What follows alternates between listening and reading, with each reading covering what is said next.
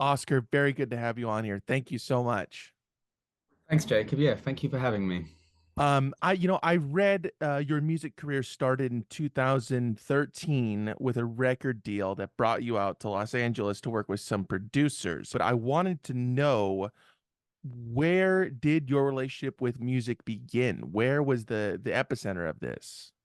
Um, well, yeah, I mean, 2013, I guess, was what you could call my first professional venture into music, but it started many years before that, I guess, having a slightly musical family. My grandma was an opera director, and my granddad was a play director. So I think just from having them around, there was always like sort of classical music and jazz and stuff being played in the house, and not that I really cared much for it at the time or latched onto it, but I think subconsciously that seeped in. And then obviously my dad was a big sort of you know like classic rock, prog rock guy, and he had all those records, and then he listened to bands like Air and Zero 07 and Portishead and stuff when because I guess that was coming out about the time when I was born. So he had his finger on the pulse for a little bit before he quickly slipped off off the to the realms of obscurity. But yeah, so it started when I was really young, and I think I started off playing saxophone, but wasn't really loving it, couldn't really gel with it, and was banging things as most like ADHD kids do. And I think I went to see a Buddy Rich memorial concert in like the local town where I was living at the time, and I was just fixated by the drummer. He was on a podium, he had his initials on the kick drum, and he was like, it was all showmanship. It was loud. It was like kind of bombastic, and I think as a little kid, that just sort of image was just sort of scarred, unfortunately, in my mind. um, yeah, I really, really, that was the catalyst from there. It was just sort of, tunnel vision, sort of the usual banging the pots and pans until one day I was lucky enough to be bought a drum kit, and yeah, and it all went downhill from there. Did the guy who was playing the drums just like start yelling at everybody like classic Buddy Rich style? Like Yeah, I those mean, bus tapes telling people they'll take him outside and show them what it's like, that I sort of feel like thing. him and John McEnroe are almost the same person in my head. They're just like the kings of their art, but they just love yelling as well. I hope he did. I don't remember that part. I just remember seeing this like guy in a suit on a podium, like with his arms up here, and it was just kind of, I don't know. It was great. It was the coolest thing I'd ever seen at the time. That's awesome. Uh, did you begin picking up other instruments shortly after the drums, or did that come kind of later on of kind of creating your own arsenal in terms of different instruments? Yeah, I mean that came much later on. I think I was so head in a hole and tunnel vision with drums, and I just really wanted to like be fluent and learn a craft. And obviously, with drums growing up, I didn't study like academically or anything, so I just kind of wanted to be as good as I can be at that, and that kind of became my like currency, it became my social standing at school. Oh, he's the guy who's good at that. And so that was kind of, I just was really dedicated to that. And all my early experiences in bands and music was just as a kind of, I guess, a session drummer or a drummer. And it wasn't until much later, I think about 2017, when a mirage of crazy stuff happened, and I ended up meeting my current business partner, studio partner, and we started a studio. I think that's when I started having the time and the space to be able to like um, noodle on other instruments. And obviously, having worked with lots of great musicians, you kind of just, you pick things up and you see them. And I always had a curiosity, but I felt like I really had to master one, or like try and master one first. And I guess it's like a language. It's like any like a Latin based language. It's like once you've learned French, then Spanish becomes easier, and whatever, vice versa. So I feel like I've been focusing now on as like more of a, well, trying to do more composing, just focusing on like the piano, and trying to just master that. Or like not even master, just get to grips with it. But That's the next on the chopping block there for you. yeah, I mean, I tried flute for a bit, but my all my family and my girlfriend and everything had to ban it. They were just like, this is too annoying. We can't deal with you fluting around the place. Da Vinci dealt with the same thing. They said, "Hey, you can't be creating that," and he persisted. So, just saying. Good knowledge.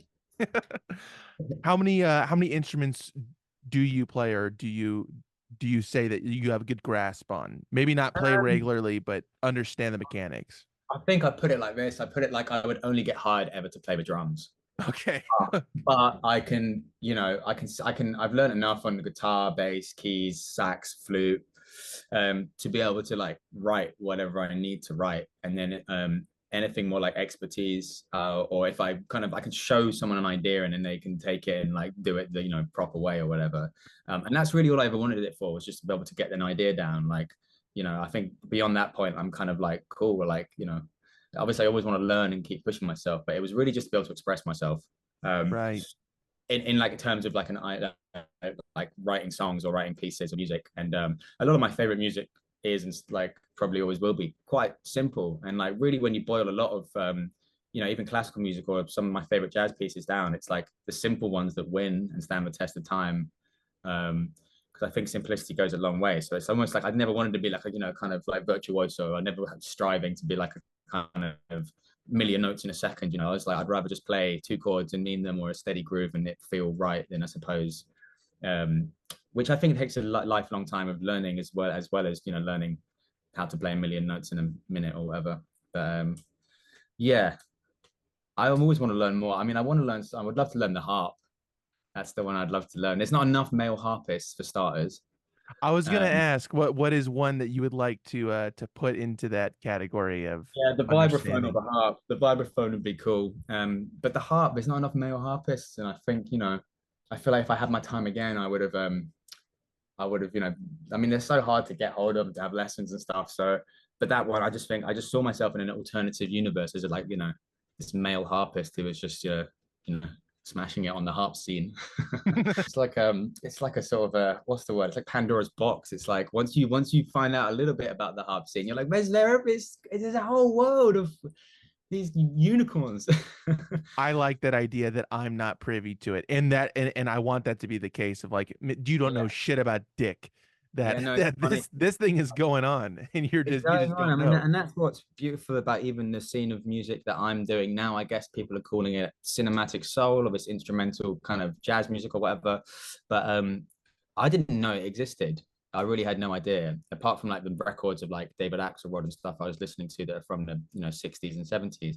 I thought it was a dead genre kind of, because I wasn't really tuned into it with like, hadn't met anyone basically, and I was doing my own thing, and I came from, I guess, more of a rock background. My first bands were in the sort of rock world, and so I started doing it, and I thought I was like a bit mad, and I was like showing people it and they weren't quite getting it.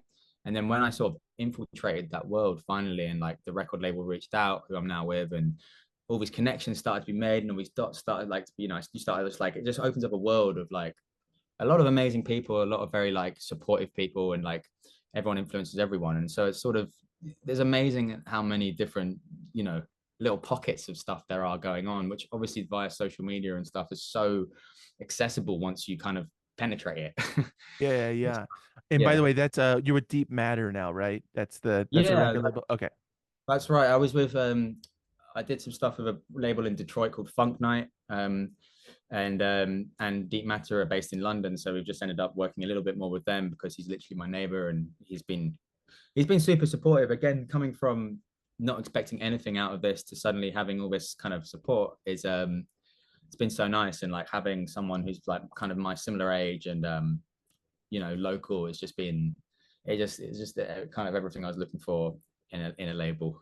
Fantastic. Yeah. Other That's a than like glowing 5 endorsement. million pound advance, that would be nice too.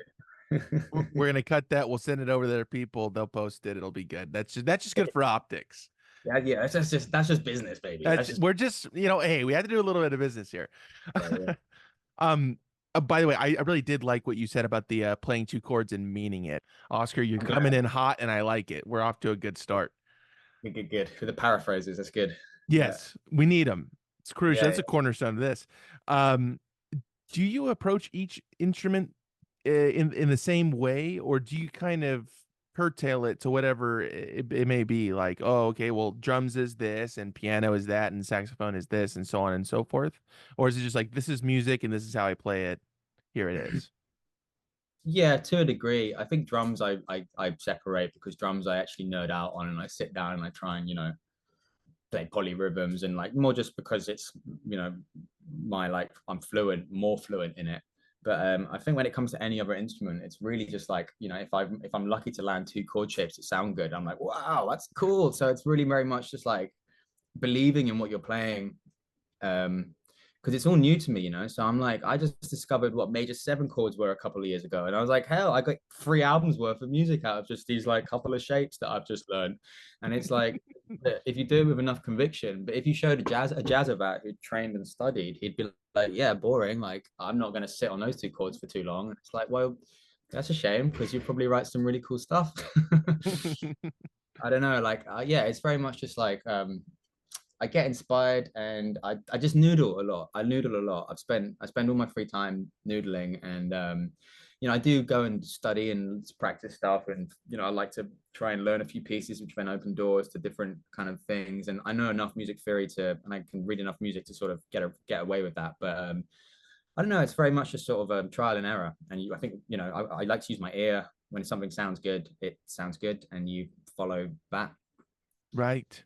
Yeah, I think people kind of get like, oh my God, it's just like there's only a certain amount of notes. I'm literally sitting in front of a keyboard. That's why I keep doing this. No, There's it's only good inspiration. Maybe I should start doing that and just kind of get some inspiration myself. what all politicians should do. I say all their hand gestures just because there's a keyboard in front of Yeah, them. But put them down there. there's only a certain amount of notes, and it's just like all you got to do is just move them 8 times until you find the right one, or whatever, or however many times until you find the right one. So it's like with patience, I think you can figure it out quite easily. All right. I'm with you. Hmm. Now, do you feel like music comes naturally to you? Of course, you've studied it and you've looked into it and you've been noodling for so many years. But do you feel like there's like a bond that is just not formed? It's just been there. I don't know. I like this question, but it's really hard to say, because I think it's like the nurture versus nature kind of thing. And like I was brought up in a slightly creative, uh, I was encouraged to pursue creative pursuits, and I think no, it didn't come naturally. Like I think I was just really dedicated, and I really wanted to be good at it. And I think that's a difference. You get all these like amazing kids who are like don't want to do it, but like they're forced to, and they're really, really good. But then it's almost like you take the kind of sheet music away from them, and they just can't play anything. And it's like I definitely think I have something creative in me where I like would figure stuff out even if I'd never known how to. But um, I think it would have been displaced onto something else if it wasn't music. That's just happened to be what I found. But I definitely feel like if it wasn't that, it would have been through drawing or making movies, or I don't know, accounting or whatever. I feel like I have this kind of like ability to hyper focus on stuff sometimes. And I'm sure, I hope I would have found some other avenue for that, but it just kind of happened to be music.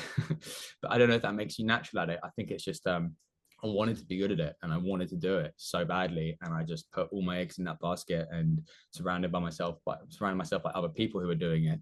And I truly believe anyone who does that can get somewhere in whatever field you're doing. It's like if you love whatever, it's like you can go and get it good enough to at least be able to like enjoy it, or like you know get somewhere with it. Right, right. Now you are from London, correct?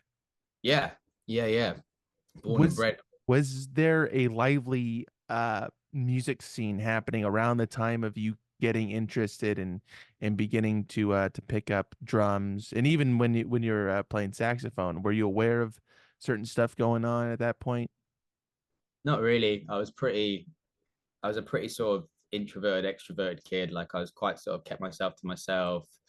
Um, and I was in my own world. I was just like playing with my little dinosaurs and stuff. And I think really music was the thing that opened me up socially. But no, I was quite like it wasn't until I was maybe in my later teens that I sort of found a bit of a circuit outside of like just some school friends or whatever. And I was really into sort of like blues and progressive rock and stuff, and psych rock and kind of experimental kraut and stuff. And there's a place called the Troubadour, which you guys have in LA, but it's a Hmm. Troubadour in London. And I met a bunch of people there who were we were all wearing stupid sort of paisley shirts and flares. And, we thought it was the 60s and was playing make believe dress up, but we all kind of bonded because we all knew about that guitar solo in, you know, Cream's live album or whatever.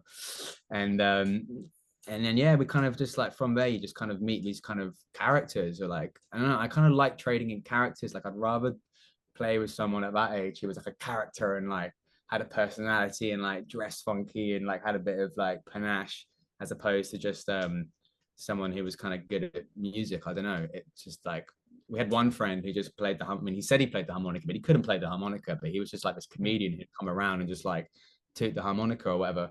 And so I don't know. It felt like it's London. Obviously, it's a melting pot of like really interesting people and characters. And I feel like I got exposed to them, and that sort of just inspired me more than maybe meeting someone who was good at music would have inspired me. But obviously, it's like anything. I've been through stages with it. It's like from there we kind of formed a little, I guess you call it a scene. Started playing at a Troubadour, and then from a Troubadour, caught the attention of a Los Angeles manager who then ended up taking us out to LA, and we lived there for a year in my like when I was 19. So it was kind of like I was quickly taken out of the music scene I knew in London and put in LA. And it wasn't until I came back from LA that like I started to kind of see how broad and big it was and how many different like pockets you can exist in. Like because London's huge, you know, south, north, east, west, like in every place it's got its different thing going on, and it's taken me like 30 years and doing it for like a long time to kind of find my stride in it and find where I fit in and find, you know, which bits I like and which bits I kind of connect with and stuff. But Yeah. Yeah. it's a great city for music, and especially now there's like the whole jazz thing or whatever. It's like it seems to be one of the places that's kind of flying the flag for instrumental driven kind of experimental music or whatever. um so yeah, I mean it's a bitch of a city to live in, but you know it's good. It has its moments. Mm, yeah, So that was what brought you out to Los Angeles, and then you came back. Now, it, maybe a few years after that, perhaps, your project that you're still working on now, Sunglasses for Jaws, was formed around that time, maybe a little bit afterwards of that's coming right. back. Yeah, no, that was sort of that was started with my studio partner David Barden, his name is, and that was started because the band I was in out in LA with called Hidden Charms, which is a howling wolf song. A howling wolf song, I think anyway. Can't remember, it's been so long. Jesus. That band kind of disbanded. And I think it was like, you know, first love, you know, you think this is it. And you think, and we really had done a lot for how young we were, like being to LA, worked in Sound City and toured loads and done lots of big shows and supported all the people we wanted to support. So when that fell apart, I was pretty devastated and lost. And Right.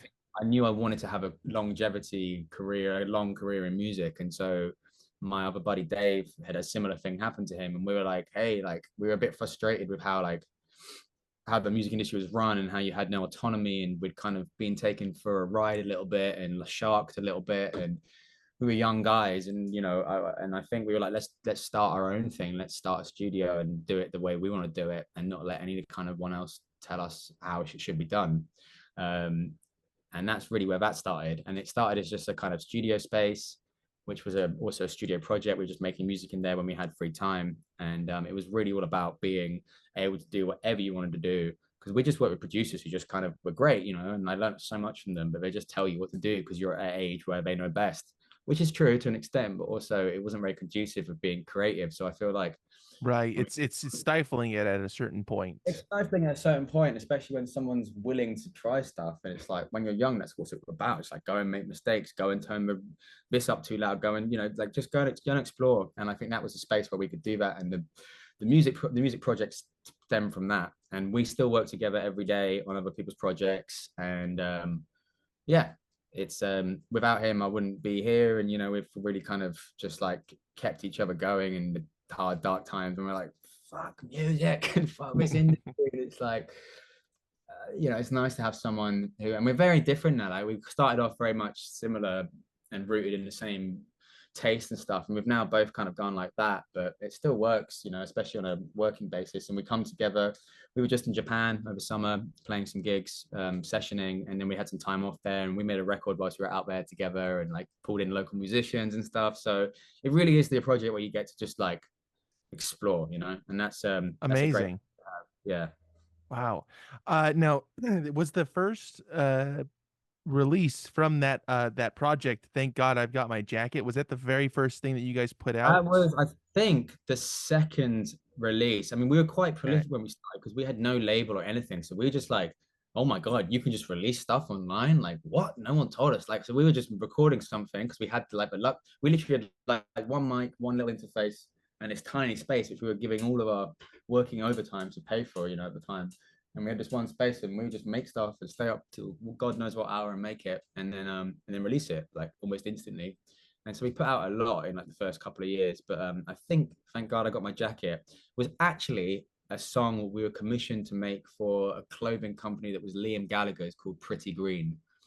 And that's kind of how we started making a bit of money in the industry, was doing jobs for like fashion stuff. And it So was just shout like, out to Noel.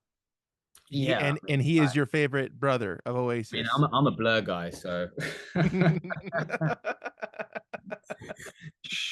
Oh, he doesn't mean it.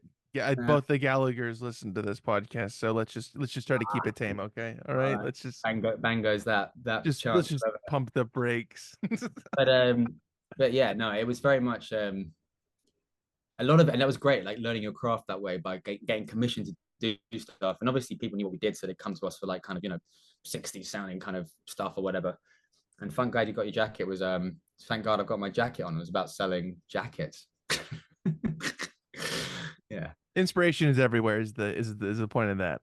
Yeah, but it's always like you get something from everything. So just because, you know, we there was no reason just because we made that for that. It's like we're gonna still do it to the point where we feel like we could release it. Like, you know, I wouldn't release it if I didn't like it. So Right. Was it clear early on? I mean, even before you guys started recording things, just kind of getting together and getting the studio off the ground, that yourself and David kind of had just this connection just right off the rip?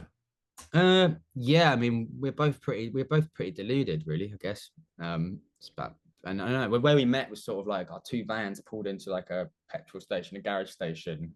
His band and like my band, two different splitters pulled in, and so we both opened the door at the same time. We both had like the same haircut, we were wearing the same clothes, and it's like, hey, never met him, but I don't know. That's how I remember it in my head. I'm sure it's a lot more boring than that, but yeah, I think we just sort of we both felt done over by the situations we've been in, and that was sort of the bonding point. Was like, let's do something for ourselves, basically, and let's gain some sort of control where we call the shots, or like we're not being told what to do, or waiting on a singer to like write a song, or a manager to do this, or you know, it just felt like, you know, it felt like that gaining some sort of control over your life as a young person in their 20s who had kind of had some highs, but then just been, you know, dropped basically from the labels, and the bands have fallen apart, and like, yeah, it just, you know, it was a nice way of sort of yeah, trauma bonding. Yeah. Now, both of you produced Thank God I've Got My Jacket, and I'm assuming that the first one as well, correct? The first album or Yeah, release yeah, rather. yeah, yeah. I mean, everything we've done as SFJ has pretty much been done together. Like, most of it will be done together, or sometimes we'll just have, you know, ideas, and we kind of collate them in a pile and say, oh, these will work together and these will work together. But and then Sholto is really the thing I do. That's my set. That's my own thing, and that was kind of, I think, the break I needed from working with Dave and SFJ. It was like I felt like I had my own ideas, and he was going in a more sort of I don't know, I guess to put it bluntly, like a more sort of like hard kind of sounding, kind of, you know, more like, you know, heavy. And I was really kind of wanting to explore like softer, kind of more delicate, kind of classical sounds, because I guess that's just having these, my upbringing. I had all these like string ideas in my head, and all these like, you know, vibraphone and Celeste and harp ideas, and he was just sort of plugging everything into a distortion pedal. And I was like, well, I kind of want to explore this a bit. And it was good because I think it's like anything. If you go away and you kind of, like in any relationship, if you get your own space to do something, when you come back to be with that person, you'll then appreciate them more and work better together, you know? So, Right. but yeah, we do everything we kind of work on outside of Sholto is pretty much, you know, together. Yeah. Those early albums that you guys put together, was that sort of the earliest incarnation of you stepping into the producer role in terms of music? Yeah, 100%. That's kind of was us practicing how to be a producer, was through producing ourselves, you know. And then occasionally you'd be lucky enough to get some like, you know, dumb mate who paid you 100 quid and he'd let you record him.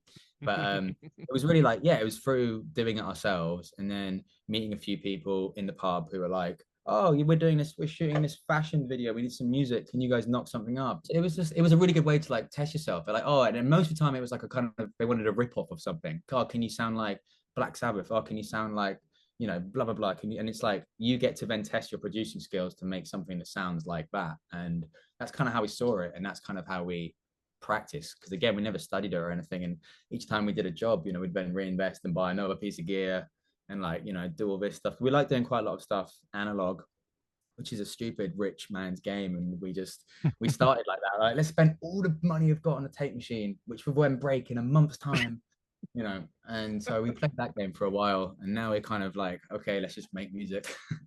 but but yeah, yeah. I mean, I wish I had the. I love the process. I love this like the analog process, but it's Everybody does, but it's just so expensive.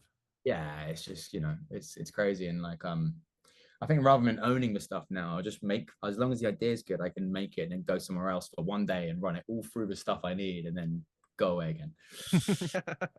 That's the new approach. I like that idea.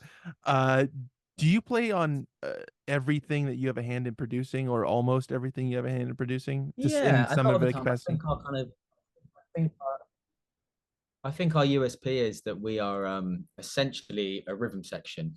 Um, we're a drummer and a bassist, me and David, or you know, and I think we work a lot with solo artists or smaller groups because firstly the studio space we have isn't massive, and so people come to us because they need sort of, you know, they've got a song where they don't have like, you know, rather than like, so we kind of yeah, I mean most of the time they come to you because they know you can get this sound. Or you know, I think it's like I would never call myself just a producer. It's like I know how to get this drum sound and people know I sound like this. And you know, it's like you have an idea and it's like rather than explain to someone else, it's like you just play it. And it's kind of, I feel like nowadays it's all like that though. It's like everyone has kind of had to become a little bit more everything. You know, you've got to be your own PR guy, your own marketing guy, the player, the producer, the engineer, the mixer. And it's like I think that's just kind of the way it goes now.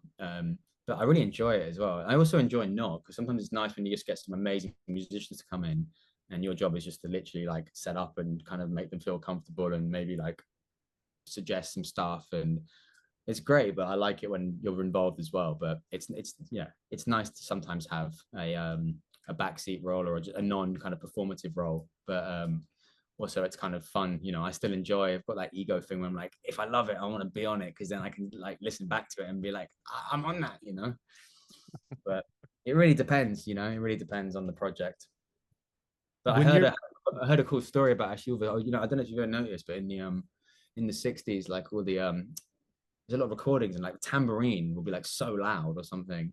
And we were working with a guy called Sholto in LA who produced the Kinks and the Who back in the 60s. wow, And he was like, I used to play the tambourine at the very end of all those recordings just to get my PRS or my PPL or like my royalties or whatever, because you get a little credit, you know, you get some money for playing on something. So like all these producers just like, there's always this is really loud, kind of maybe slightly out of time tambourine at the end of it, just so they get their little extra cut. I thought that was quite funny.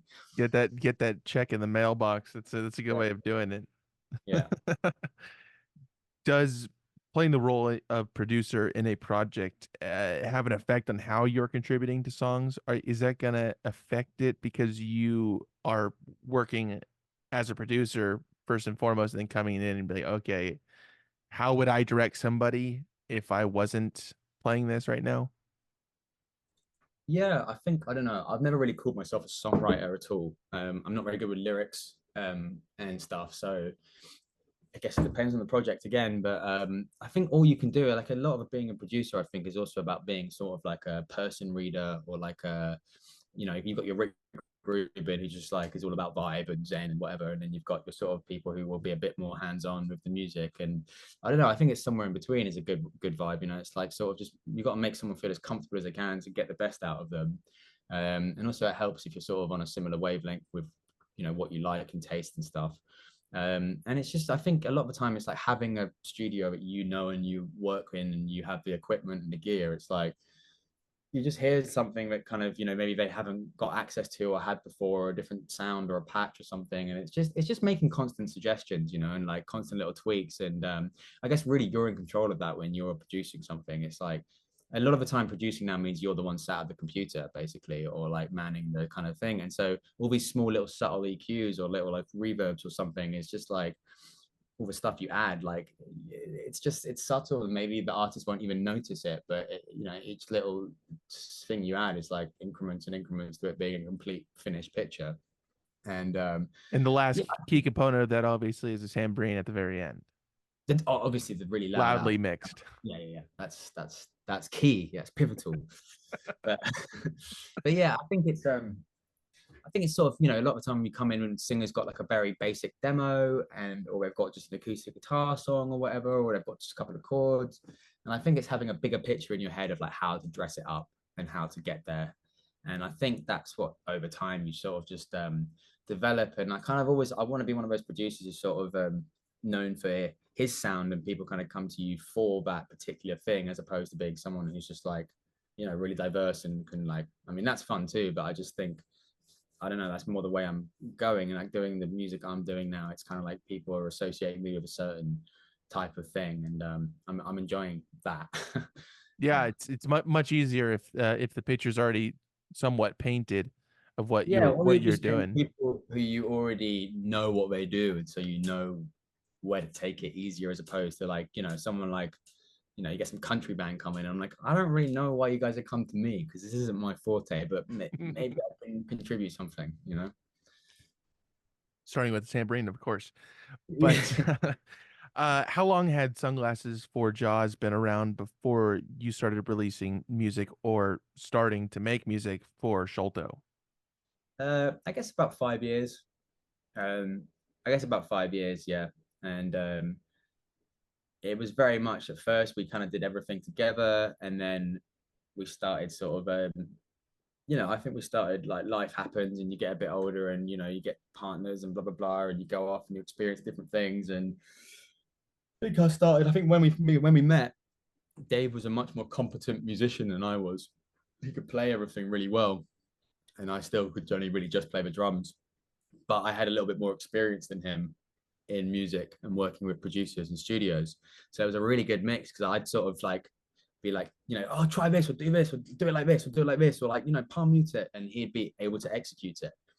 And I think as we went on, I was getting better at playing stuff, and he was learning more about, studio stuff. So suddenly it was kind of like this, whoa, we're both now like level playing field. And that was great. But that's kind of when I went off and started doing more of my own thing, in the time that I did have, alone.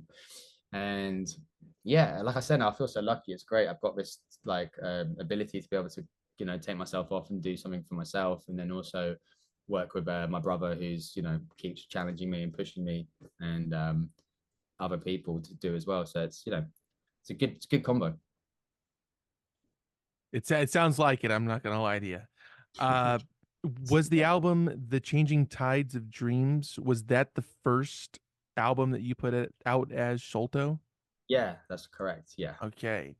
What was releasing that like? What was kind of putting that like? Here's my stuff. Here's a solo thing that I created. What was that like? It was great. I mean, it was quite terrifying, and like also honestly, it was all quite surreal. I just didn't really expect much, and I think people can expect so much, and they have such high expectations. And I've worked with so many artists who won't release stuff because they're scared of how it's going to be like. They're perfectionists or they're procrastinators, because it's just like, I don't know. I just very much didn't have much expectation from it. I was just very like happy that people were even interested, and I was getting the opportunity to do it.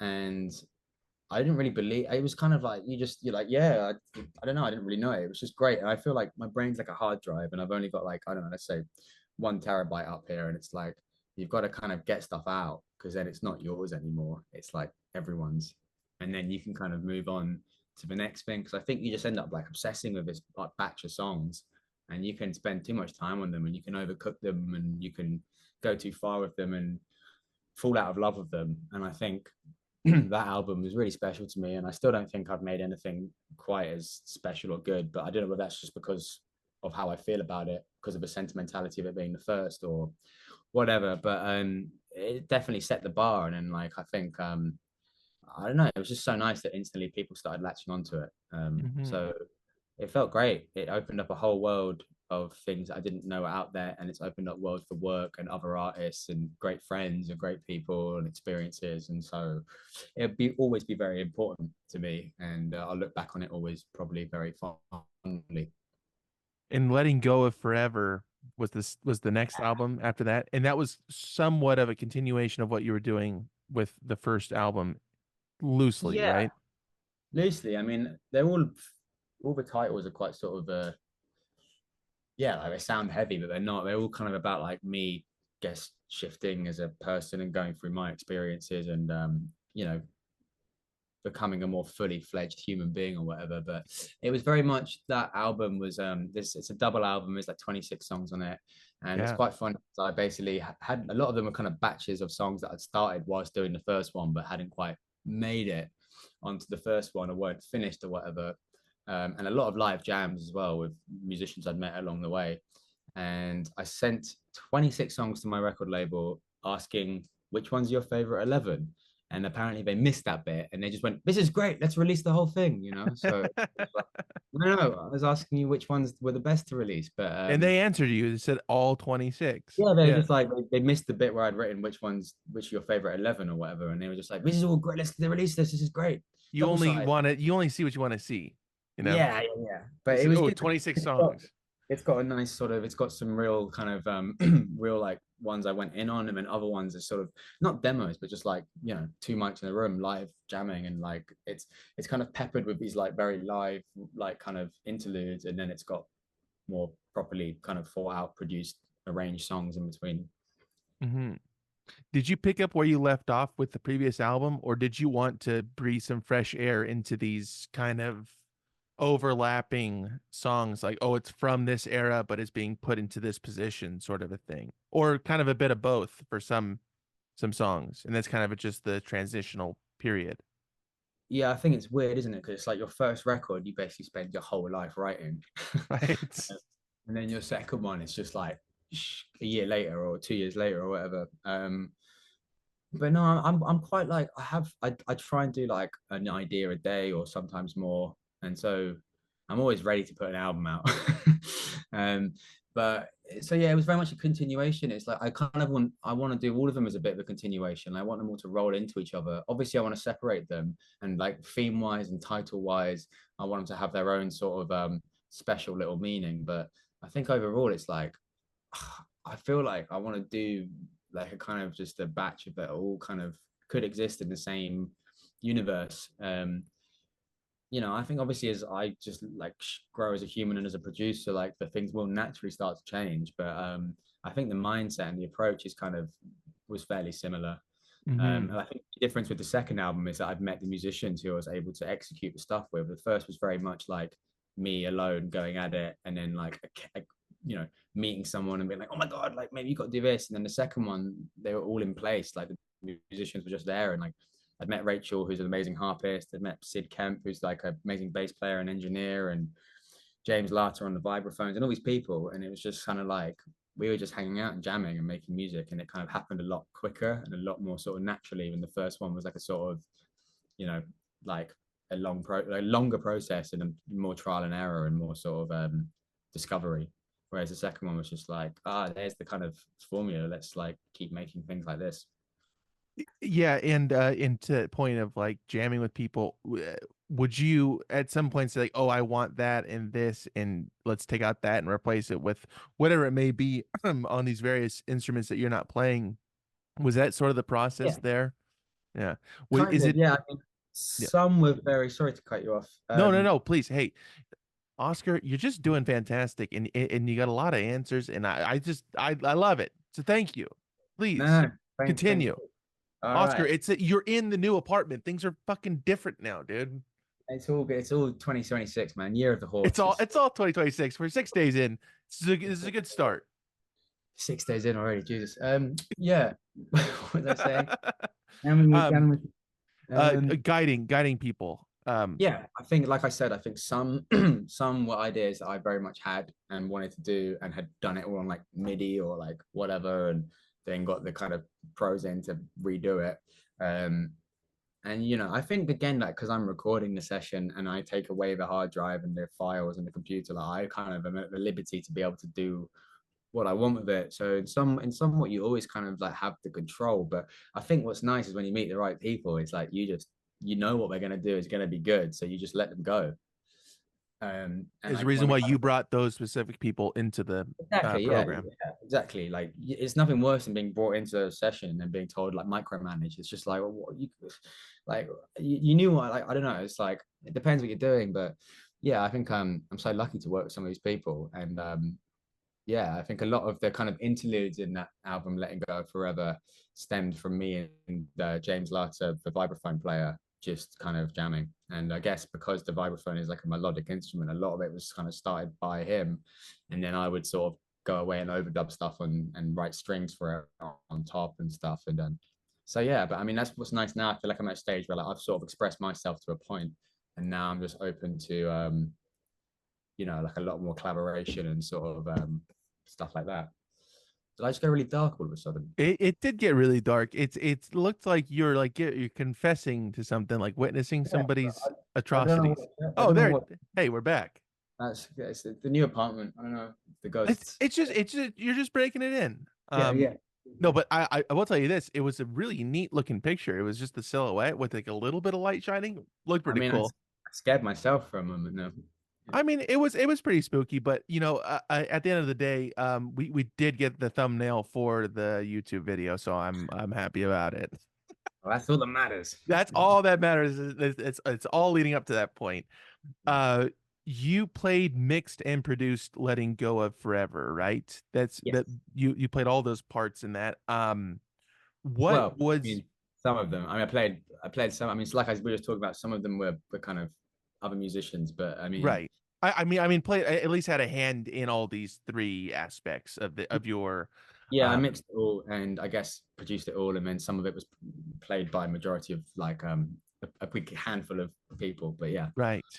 What was having your hand in all these different things on your own project like? Was that the first time that that all of these four things were coming together at the same time for you? no, I mean I've never really had the luxury of having it any other way. Like I'd love not to mix my own record. It'd be great not to do that, but like I don't know, it's expensive not to, especially when it's 26 tracks. That's a lot of mixer time. So it's almost one of those Even if things. it was 11, you know? Even if it's 11, it's one of those things where it's like I feel like I know how I want it to sound. By the time I've found the right person and explained to them exactly how I want it, I kind of could have just like got there on my own. Hmm. Um, there's loads of mixers and I'd love to work with, and I'd love to work with. I'm lucky enough to have worked with some other producers as well. But it's kind of that thing of like it feels precious to you, and it's like half of it is like that's the bit I love. I love the making it is one bit. The best bit is going home and sitting with it and like fiddling with it and mixing it, and like that for me is the bit where I like. I mean, that's what I do in my time. I didn't have to do. If I didn't do that, I don't know. I don't know. I'd have to find a new hobby. Right. Do you look at those three roles of being a producer and a composer and a musician? Do you look at those three roles as being different from one another, or are they similar enough because they're under the umbrella of music in a more general term?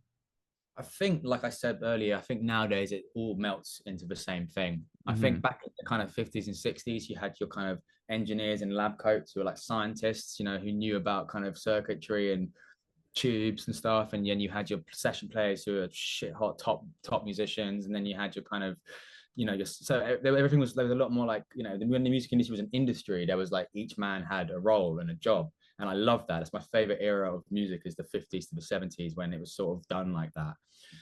But nowadays, because of the way it is, everyone, like I said, has got to kind of do it themselves, and it's become more accessible. Everything's on a computer, it's like, and I think it's a way of having artistic expression. Is like being able to control those things yourself is like half as much the creative thing now as it is to writing a song. It's now like well, what delay do I use on this song? You know, it's kind of half of it is like that's the producing element, and that's the sort of bit for me that's like fun. It goes back to me talking about the two chords. It's like you can play two chords, but like how do those two chords sound? What effects have they got on them? Like how have you sculpted it? And that can literally change everything. You know, I think like even like look at film composers, it's like a lot of the time it's like you just have one note, or even Hitchcock, you know, like it's one note, but it's like it sounds so like intense and jagged and like And a lot of emotions can exist in that one note.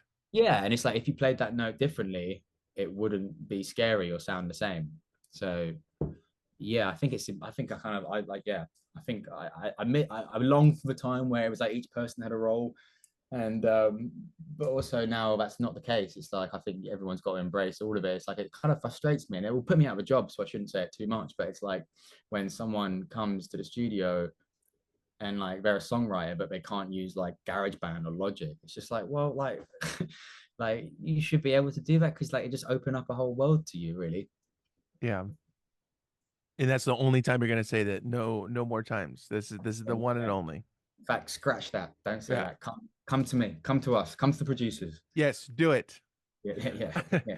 uh when you're working, going back to what you were saying before of like you're showing people the idea, you're having people's ideas kind of projected upon your original thought or demo, whatever it may be, and then you go home at night and you're reviewing it and you're listening to it and you say this is good or this is bad or this needs tweaking or this is fine, whatever it may be.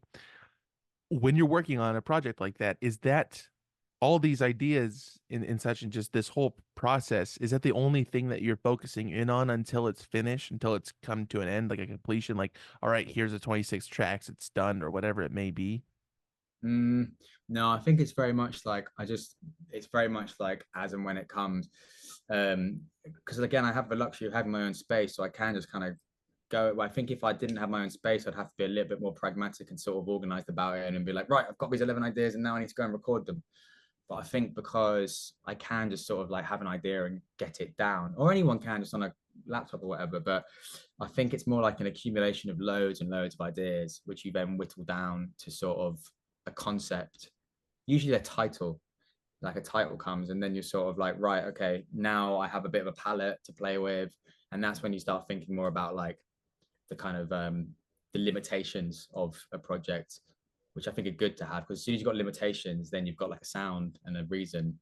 I think without them, you could be like, all right, I'm going to make a house track there, I'm going to make a garage track there, I'm going to make a, you know, anything. So I think it's sort of once you have a sort of a reason and a title and an idea of the concept, whether that's just like a name of the album or like a, you know, a sound you found. Like my last album, The Sirens, that just came out, it's based on the myth of the sirens, but it's because I found a patch of sound patch that reminded me instantly of just like what I thought sirens singing to you would sound like. And like from there, it's just like, right, we're off.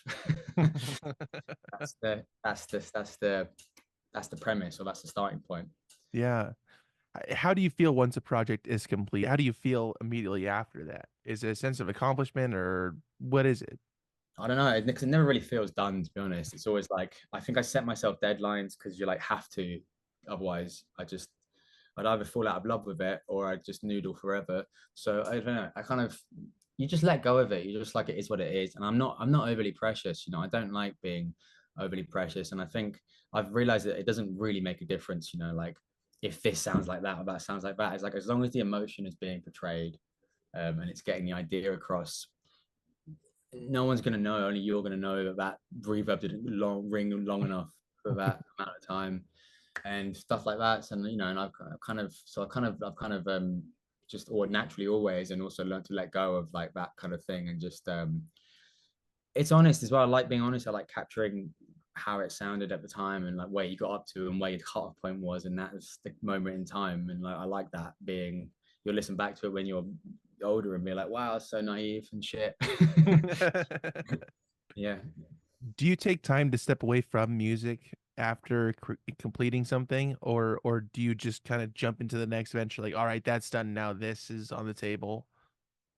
Yeah, I mean, I released my last album in November, and I'm already getting itchy feet, and it's only January, so it's felt like I've taken time off. But I mean, I haven't really. I've made about 40 songs in between that period. And yeah, I mean, I'm consciously trying to, like, after this last record, I was like, I want to go and live life for a bit. And I feel like I've made a little sort of, little dent in, that small genre of music that I wanted to be involved in.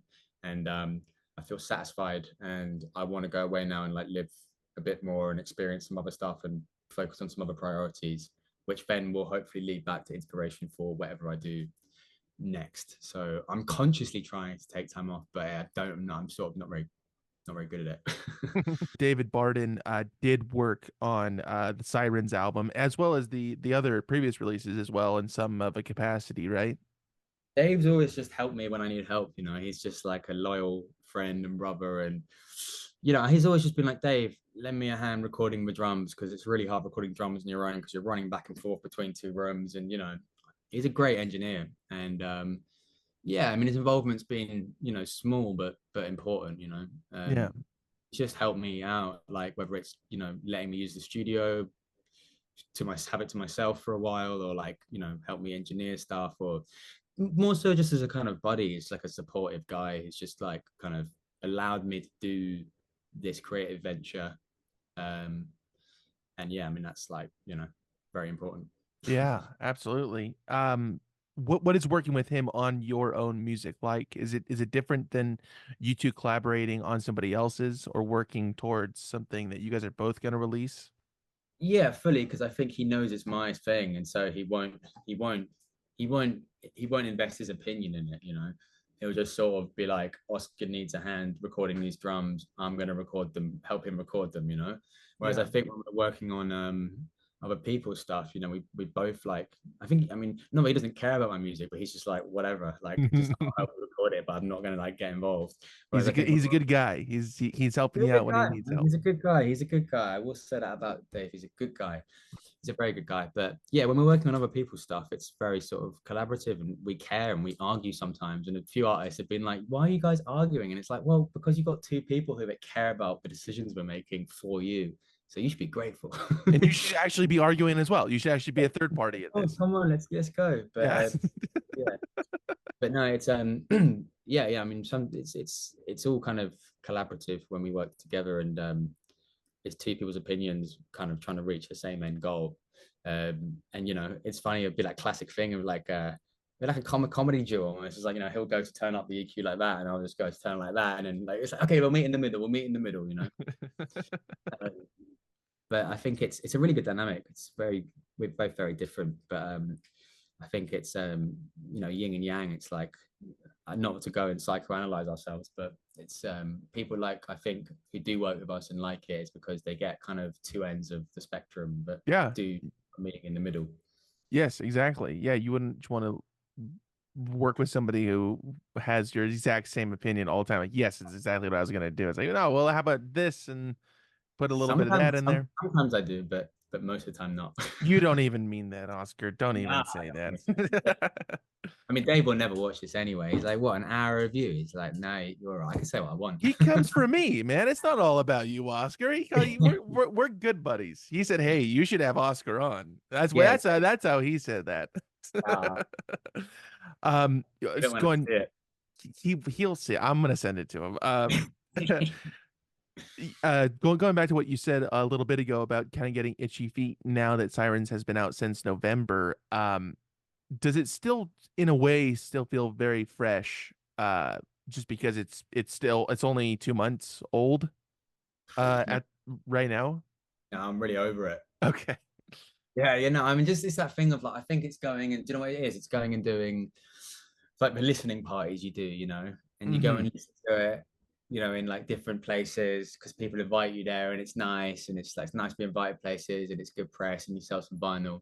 But it's very much like sort of, I think when you're naked in a room full of like, when I say naked, like not physically naked, actually naked, but like you're exposed, More like naked than you usually are, even being naked. more Yeah. naked, you are naked. Exactly, that is a wonderful way of putting it. But I don't know. Sort of when you hear it enough times, like I'm gonna love it again in a year's time. Right now, I'm just like, just doesn't. It's just like You're just getting it's, bombarded by it constantly. well, I'm not even bombarded. I mean, like All with right, like maybe not bombarded, maybe not bombarded, Oscar. I'm just a light peppering. okay. Yeah. Light peppering. Yeah. when I mean, does it just feel the freshest when you're done recording? Like one track, it's like that's fresh, and I love that it's fresh, and then from the point on afterwards, up until maybe 2 years from now, it just feels like, oh, that's like old stuff. Yeah, I think it's when you know you've finished and you're sending it off to be mastered, like, Okay. or you get the masters back. And obviously, like waiting for the vinyl is like the most exciting thing. I still feel like a kid at Christmas waiting to get the vinyl back, and that's it. I remember you go home and you stick the vinyl on for the first time and you listen to it, and then after that you're like, oh, I don't want to listen to this again for ages. But that's the best. That's the best bit is when you know you've finished, or like you've got as far as you can go with it or whatever, and you sort of it's still yours, it's still this like little thing you have, and you can sit there and like really listen to it and feel good about it, and like that's the best bit, I think, because obviously when you're making it, you're just you don't really even think about what you're doing, it's just happening. Hmm. um and then it's not until they all kind of they've got the track order and they're all like you listen to it in a running order for the first time and you're happy with it. That's like the golden moment where I think I'll always probably chase. Okay, that's the end of the dragon's tail. Got it. Yeah. Um, I saw that your first full tour as Sholto is beginning in February, right? Yeah. Bloody hell, yeah. Now, you have done a little bit of touring here and there as Sholto before, but what makes this upcoming tour different? Mm, it's a money pit. I think what makes a difference is it's a consecutive thing, and it's going to places that I haven't been before, and it's going to places that I kind of know or am aware, but I don't really have much of a fan base. Hmm. Obviously, the point of going there is to try and hopefully get a fan base or kind of, but I think it's like anything. I've been doing touring for so long, and I've played to empty rooms, and I've played to massive, like massive rooms, and it's just I think it feels more like a real thing when you're doing it back to back. We've always done, because it's quite a big ensemble, done it just select moments here and there and in certain places. But I think getting in the van and driving 9 hours to Glasgow to find you've only sold 4 tickets is like, that's when it gets real. Yeah. So we'll see. I've got hope for Glasgow, but my point is, it's like it's consecutive run, so it just it allows you also to like each night you can work on something different, and it's when it starts to kind of actually happen, Yeah. as a to like spot gigs where you're just like you rehearse for one day before and then you do it and then it's kind of over. And So then like the next one is a month away or whatever it may be. yeah, exactly. Okay. Yeah. All right. I see how it's different now. I do.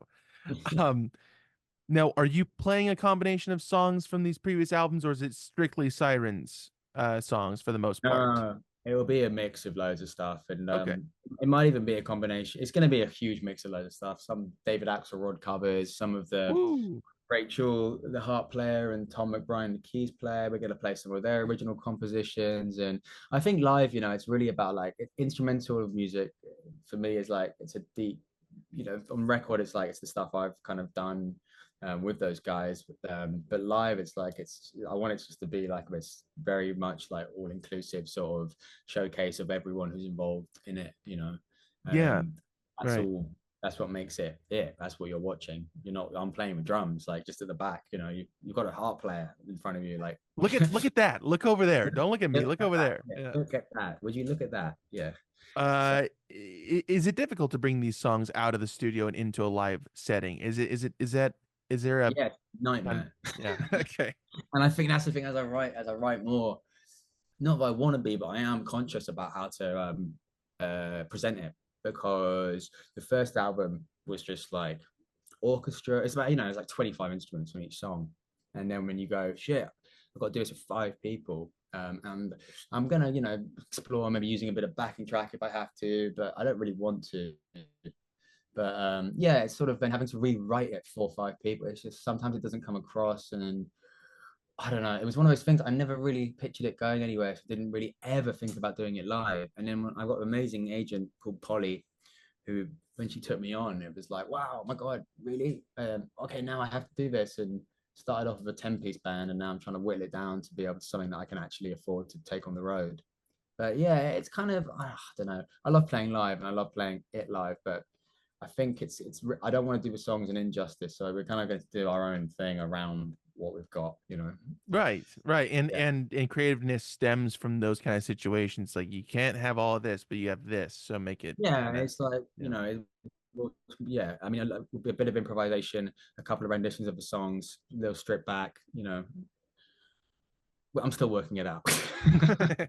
So you ready in February though. Yeah, okay. Um are so some of these people that you're bringing on the road in this band have played on some of the songs on the album or on Yeah, Sirens. yeah, pretty much the band I've been working with are all the musicians who've been on the records. Yeah, Okay, right on. yeah, and I mean they're great. They're great people, great players. They all have their own, you know, solo projects, which now we're sort of like it's very incestuous. You know, we're all working on each other's stuff, Yeah, um, and that's great because it's like one person inspires someone else, and it's just like a bit of a dominoes of like inspiration, support, friendship, and like, you know, it's good. I believe you. And you're going to be playing drums only on these gigs, at these gigs. Yes, yes, I think so. Yeah, I think just because, I mean, the whole thing of getting into like swapping and changing around is like it's just if there was a bigger operation and more time to practice, then yeah, I would love to do a bit of that. But I think it's just like I know the parts already. It just saves someone else having to learn. Good point. I've seen the emotional aspect or the feeling of your songs be described as a sort of cornerstone across your albums in some way or another. Um, do you think it will be easier to convey the feelings that you're implementing in the studio to a live audience? Do you think that kind of barrier is lowered? It's like, hey, this is No, the feeling of this song.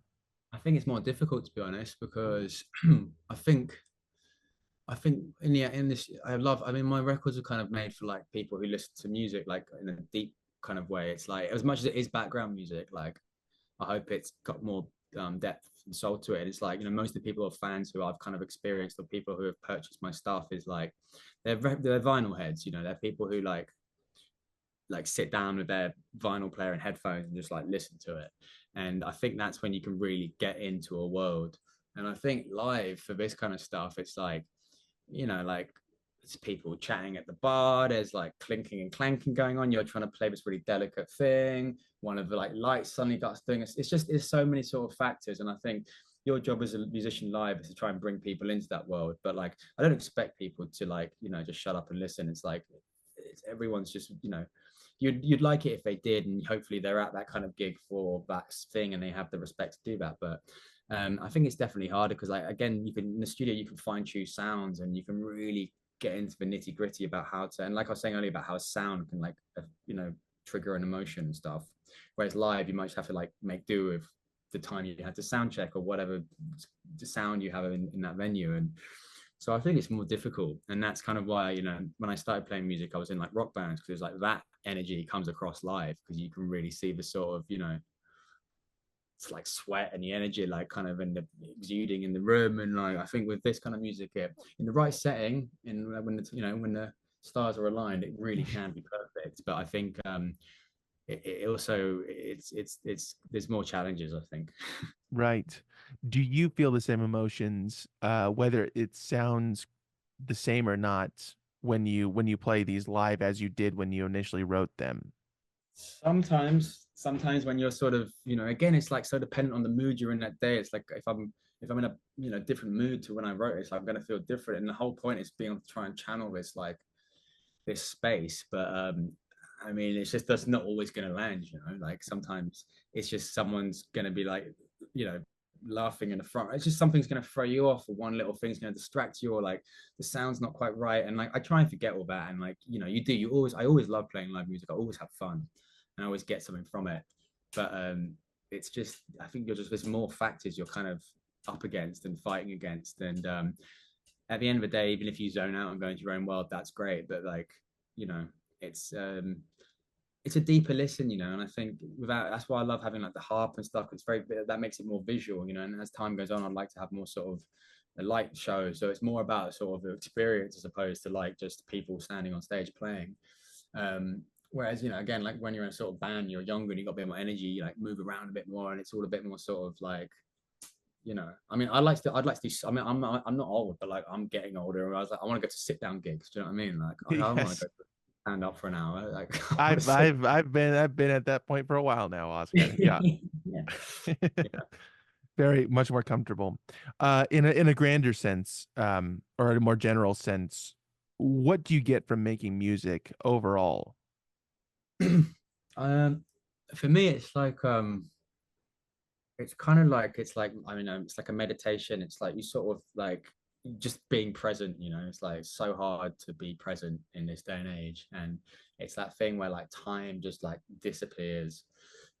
And I think it's like I've been through a lot of kind of grief and stuff in my life, um, and a lot of kind of negative emotions and stuff. And it's a way of sort of transferring negatives into positives. And it's like it's an escape. And it's just like you just kind of shut off to the world. But by shutting off from the world, you are literally like living kind of thing because I you're like living. that. Yeah. And yeah, I think it's that really. And it's weird because when I was younger, it was meant so much to me, and it still does. But now it sort of feels like I've been doing it long enough. It's just like what I do and who I am, and I think I'm having to find like deeper inspiration and enjoyment in other aspects of my life now, which maybe I neglected before. And like You're the working mundane, on them now. I'm working on them now, and just even the mundane things, like just appreciating smaller things, and just kind of taking things in a more sort of kind of constructive, slower way, and letting that feedback into what you do. Um, but yeah, I think it's just that thing of escaping and being able to like get an emotion out by doing that. And like that's why I like making softer, it's more kind of delicate, or not delicate, but like sort of dreamlike music, because it's like a lot of it stems from like being in an angry or dark or upset place about the world. And then it's like, well, you could go make angry music, but then the way I see it, I have done that, but it's like two negatives don't make a negative, or like anger doesn't always fight anger. And it's like it's nice to sort of, if you're feeling angry, you make something beautiful and you're like, oh, I feel that's nice. I feel nicer now. Oscar, I really appreciate you coming on here. Thank you so much. Uh, Yeah, thank you. yeah, but before I let you go, we got some promo to do here. There's a lot of stuff going on. So, Oscar's music, Sholto, is streaming everywhere. Wherever people get their music, that's where they could find it, right? On all platforms. Yeah, go Deezer or iTunes first. Yeah. Okay, Deezer, and iTunes first. Yeah. Um, and that also goes for Sunglasses for Jaws music, which is now called SFJ. SFJ. So Yeah, there's a whole SFJ's backstory to Sunglasses for Jaws. We won't go into it, but SFJ is better. SFJ is also streaming everywhere, and also start with you said Deezer and iTunes, right? Start there. Yeah. Okay, start there for both of those. Oscar's Bandcamp is the best place to go buy the vinyl. Most of the stuff is up there right now, so go ahead and go buy it from there. And that's at sholto2.bandcamp.com. And some of the stuff, the most recent album that we were discussing before, The Sirens, is available through deepmatter.co.uk. That's the best place to order that. And people can order the most recent SFJ release through That's hipdozer.bandcamp.com. So go ahead and go check that out there. At SFJ underscore music underscore on Instagram. Follow that to stay up to date with that. And at Sholto Music on Instagram is where people can keep it to date with your stuff and SFJ stuff as well. I was about to say FSJ, but it's we could have done a better SFJ. name, but Jacob, you nailed that. Yeah, and also once more, the Sholto tour starts in February, and whatever the ticket link is going to be linked below. And this is a European run. UK and Europe, unfortunately. Yeah, I mean, Yeah, we'll spread our wings further soon, hopefully. but this is a good starting point. It's I think I saw Amsterdam, or maybe you mentioned this Amsterdam, uh, Paris, Paris. the north of England and the south of No, England. Yeah. okay, And good. Scotland. Very good. Yeah. And so if you're in those areas, or if you just want to be a good person and just buy some tickets and sell it out, that link will be below whatever you listen to this on. And did we miss anything, Oscar? Is there anything else we gotta plug? I think we've covered so much, Jacob. Yeah, we covered it's like some, but like not all Yeah, of it. yeah. We made a dent. We made a dent. We Yeah. did, well, yeah. No, There's just something more we could do with it. No, I'm just kidding. Oscar, thank you so much. Thank you for staying up late. I don't know what your bedtime is, and I hope I didn't keep you over, but getting there. Yeah, it's getting there. okay, Yeah. all right. So we're wrapping up here. Oscar, thank you so much. Thank I'm you. gonna I really yeah, appreciate it, man. I appreciate you. And I'm gonna stop recording this. I'll talk to you in a minute, okay? Cool. Sounds good.